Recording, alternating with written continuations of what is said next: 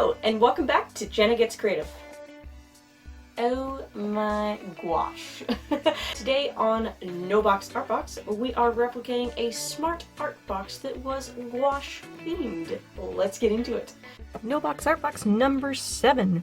What is the NBAB Box? Well, it's a challenge where we pick a past subscription box. I'm doing art boxes, you could do craft boxes. If you want to figure out how to do another type, go for it. Just as long as the box has already gone out, whatever. Number 2, you're going to match the supplies that came in that box as close as you can from stuff you already own. If you already owned it without getting this box, if you replaced it after you got the box, fair game. Doesn't matter if it's exactly the same thing if you got it some other way. Just don't use the exact box you're replicating. Number 3, do the challenge. If it's something like a scroller box you're replicating and it comes with a prompt, you're going to have to do that prompt. If it doesn't, well, then your challenge is simply to make art using the supplies that you have matched up. So today we are doing SmartArt Box, March 2019. What was in that box? Well, the theme was Oh My Gouache. They sent out a savoir-faire gouache set, 20 tubes with a brush, snap gold Taklon brushes, a round size 4 and a filbert size 8, a 17 well palette with thumb hole, and Art Alternatives canvas panels. They sent 2 of them, an 8x10 inch and a 5x7 inch. Now, I think they sent 2 in the different sizes because SmartArt usually does send out a whole history of the medium you're using in a lesson with goals. Not necessarily a challenge, but like a growth and learning to use the medium type goal. So for my purposes today doing this box, I'm just going to do one panel. So for the gouache tubes, okay, I'm using my Daler-Rowney Simply Gouache, so there are actually 24 tubes in here, not 20, but whatever, we got gouache tubes. And I couldn't find what size the brush that came in Savoir-Faire's set was. It does appear to be a round, so I am arbitrarily deciding it was a number 6, and I am pulling out my Winsor Newton Cotman number 6 brush. I love this brush. Next up, for the brushes the box gave us, I do not have that brand, so for the round I am using my Warrison Artist Brush in round size 4. This is just a cheap little brush. I got a set of them off of AliExpress. I was hoping that it was another brand that I got because I really liked them. Turns out it wasn't, but whatever. And for that size 8 filbert, I do have a size 8 filbert. I have no idea what brand this is. It doesn't say. Again, it's a cheaper brush. Whatever. 17 well palette with thumb hole. I don't have one with a thumb hole. That's what fell and made that noise.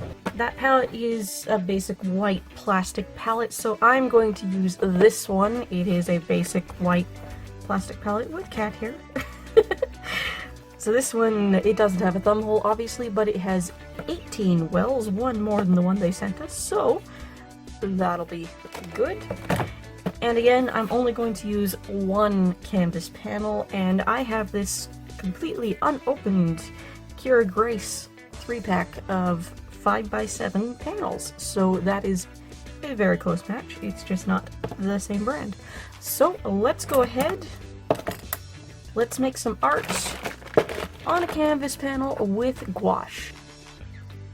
Voiceover Jenna here, and I must admit it's been a minute or two since I recorded the footage for this, so I'm not entirely sure what I have or haven't said about my plans or what I've done before with these supplies while I was going through the supply selection, so excuse me if I repeat myself at all. But first, it's time for my monthly challenge to the broader art community to come out and try the NBAB Box challenge. Try this challenge out, use the hashtag NBAB when you share it out there on social media. Send me a message if you want to be 110% sure that I see it, and I'll probably give you a shout out in a future NBAB Box video here on my channel. I already had a playlist for this challenge on my channel, but I've made a second one where I'm going to curate all NoBox Artbox videos from YouTube, not just mine, to help everyone's videos get discovered. I'd like to take this opportunity to give a big shout out to Weblight Dreams. We subscribe to each other's channels and have great little conversations in the comments, and very recently she became the first artist that I know of to put out their own NoBox Artbox video. Her video will be one of the iCard links on this video. Her channel and video will be in the description down below. I'll probably pin her comment when she comes over here, of course. And her video is already on the official Master List playlist. Thanks so much, Weblight Dreams, and congratulations on being the first to get the shoutout. Everyone else, if you enjoy this series, definitely go check out her video and maybe subscribe to her as well. Everyone is welcome and encouraged to do this challenge, of course, but as usual, I would like to officially tag or challenge several other YouTube artist channels I follow. This will be the third month I'm challenging other YouTube artists by name, and I haven't seen any of the names I tagged yet do it. And I haven't seen any of the names I've tagged do it yet, but that's okay. I'll circle around and challenge them again soon. Today I am challenging Sophia Lou, Art a la Carte, Doodle Date, Vex, and The Frugal Crafter. I hope to have another shout out to give on NoBox Artbox 8 next month. By the way, if you're new here, please do subscribe and ring the bell for notifications. I upload every Tuesday and Thursday at minimum, and sometimes I have bonus third videos as well. I'm an art channel, so most of my content is art time-lapse footage with my voice rambling on about something. Be it a product review, a tutorial, or just whatever I want to talk about, but sometimes I switch it up and do crafts as well. If you like this video, don't forget to hit the like button and leave a comment down below. I love reading your comments. It helps the channel a lot when you interact like that, and I do reply to everyone. But let's get back on track. Not sure now if I actually mentioned it during the supply selection bit, but I did obviously need to include a pencil and eraser, and those items were not in the original box. I used my go-to supplies, a Staedtler Mars Lumograph drawing pencil in 2H, and my Tombow Mono Knock stick eraser. Because of the texture of the primed canvas, I didn't want to do a lot of sketch work directly on the canvas and not be able to erase it, so I transferred my sketch from regular paper to the canvas using some homemade transfer paper and a ball stylus. The homemade transfer paper is just regular cheap dollar store tracing paper that has been covered on one side with a layer of graphite, and the ball stylus is a dotting tool stylus that came in a rock painting Mandela kit I was sent to review from the freebie deals section on AliExpress last year. I'm glad I chose to do that because I don't know if it's the texture of the canvas, the type of primer used on it, or the type of graphite I used on the transfer paper. But bits of the transferred sketch I did end up wanting to lighten or completely erase were very hard to erase. That made me very glad I'm working in gouache rather than watercolor, since gouache is quite opaque, so it won't matter in the end. Painting on canvas isn't something I do often, and these gouache tubes are the first and only gouache paints I've ever owned, so unsurprisingly, gouache on canvas is really not something I've ever done before, nor is it something I would have immediately thought to do with my gouache.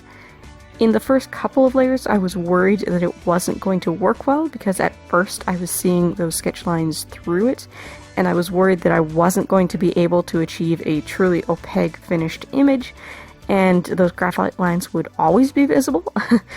Fortunately, that didn't end up being the case. If you can't tell yet, I'm doing a close-up of a tiger's face. I know this isn't the first time I've done a piece like this, but I think it's the first time I've done it on camera. I think the watercolor tiger close-up I use as a banner in a lot of places was before I started filming for YouTube.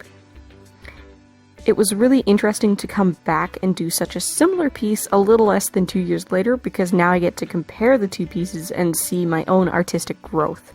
My toddler loves this one too.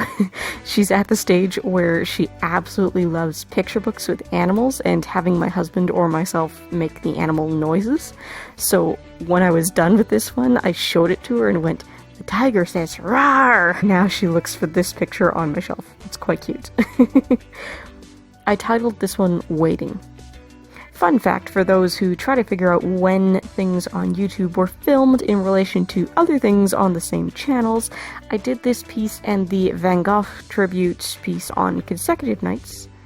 I always get excited about No Box Art Box the week I release a video, and I end up going and doing another one, but then I have to sit on it until it's time for another video release. I try to make it easy on myself and plan the month's video schedule ahead of time, so if I'm on top of things, I can have my intros filmed and my voiceover scripts written more than 24 hours before the video's release date, and I'm not scrambling to get it all done.